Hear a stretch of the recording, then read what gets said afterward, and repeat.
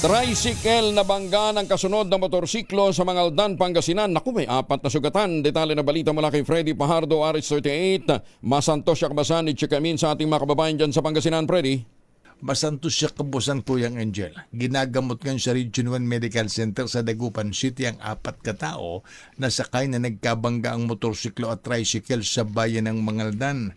Batay sa ulat ni Mangaldan OIC Chief of Police Lieutenant Colonel Ferlito Tuayo, alas 5:35 ng umaga nagresponde ang kanyang mga investigador sa reported na vehicular traffic incident sa National Highway sa Barangay Banlag ng nasabing bayan.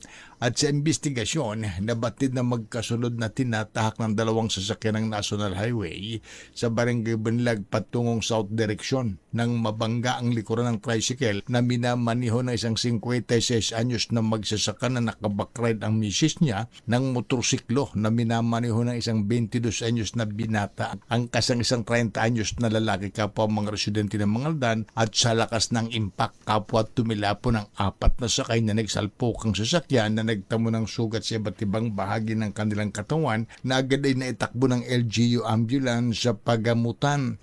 Nabatid na walang tail light ang tricycle kaya't hindi ito napansin ng driver ng motorsiklo at bumangga siya rito. Paalaala ng mga otoridad sa mga driver ng anumang uri ng sasakyan na kung bibiyahin ng gabi ay tiyakin na gumagana ang lahat ng ilaw ng sasakyan upang maiwasan ng aksidente sa daan.